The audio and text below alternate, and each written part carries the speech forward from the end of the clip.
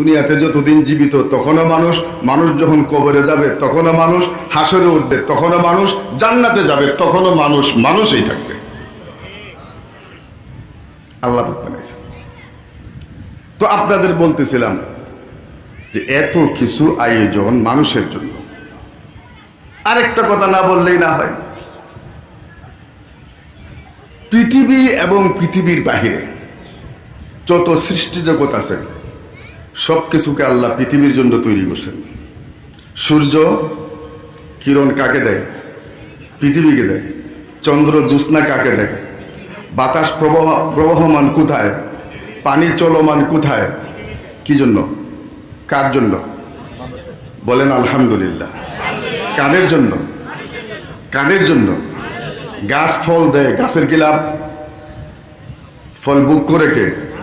মানুষের জন্য। গাছ কাইটা তক্তা বানাইয়া নানান ধরনের ফার্নিচার বানান, গাছের কি লাভ? গাছের কি লাভ? লাভ আমাদের। কুল কায়নাতকে আল্লাহ তাআলা মানুষের খেদমতের জন্য নিয়োজিত করেছেন। হযরত ইমাম রাজি রাহমাতুল্লাহি আলাইহি ওনার এক মাকুলায় লেখেন যে একটা সরিষার দানা মানুষের রিজিকে পরিণত হইতে আল্লাহ পাক রব্বুল আলামিন 60 জন ফেরেশতাকে কর্মরত রেখেছেন। একটা ধান, একটা গম, একটা সরিষার দানা আশরাফুল মাখলুকাত মানুষের রিজিকে পরিণত হওয়ার পিছনে, প্রত্যেকটা দানার পিছনে 60 জন ফেরেশতা আল্লাহ পাক রব্বুল আলামিন শ্রমিক নিয়োগ করেছেন। যাদের রিজিকের জন্য এত অসংখ্য পরিমাণ ফেরেশতা আল্লাহ পাক নিয়োগ করেছেন, তারা কারা? মানুষ। তারা কারা? তারা কারা? আর সেই মানুষ আমরা। বলি না আলহামদুলিল্লাহ। সেই মানুষ আমরা, আলহামদুলিল্লাহ।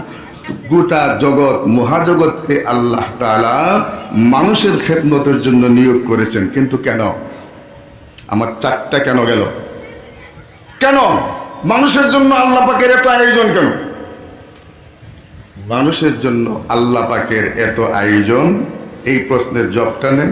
আমার কথা এখানে শেষ, বক্তারা আসতেছে।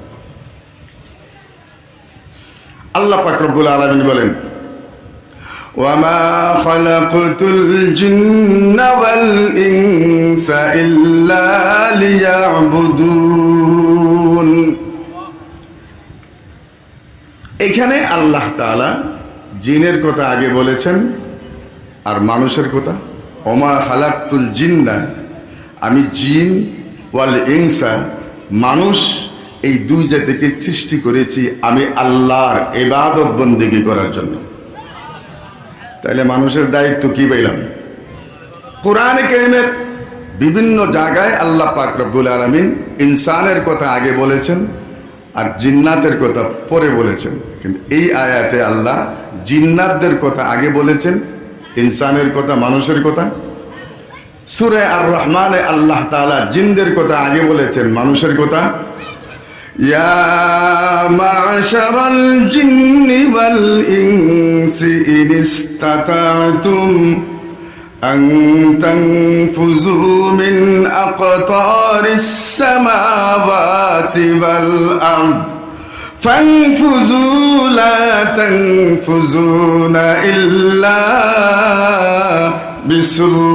বিসুলতান ফাবিআইয়ি আলা'i রাব্বিকুমা তুকাযযিবান। এই আয়াত আল্লাহ তাআলা জিনের কথা আগে বলেছেন, মানুষের কথা পরে বলেছেন। এখানে তাফসীরগতভাবে একটা ব্যাখ্যা আছে, বড় রহস্যপূর্ণ।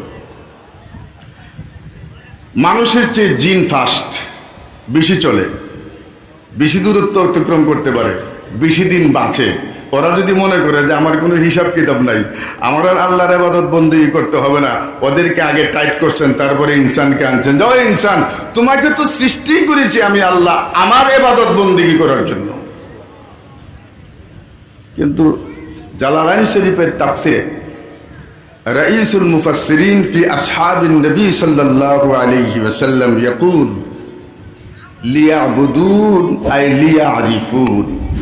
আমি আল্লাহ মানব জাতিকে সৃষ্টি করেছি আমার তাআরুফ, আমার পরিচয় হাসিল করার জন্য। লা ইলাহা, আল্লাহর প্রথম পরিচয় কি? লা ইলাহা ইল্লাল্লাহ লা ইলাহা ইল্লাল্লাহ লা ইলাহা ইল্লাল্লাহ লা ইলাহা ইল্লাল্লাহ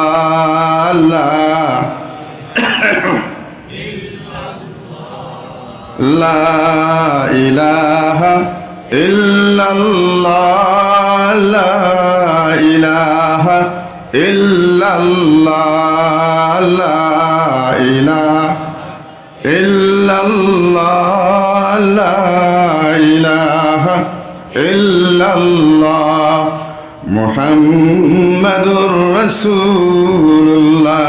মুহতারাম হাজিরিন, তো মানুষকে আল্লাহ পাক সৃষ্টি করেছেন কি জন্য?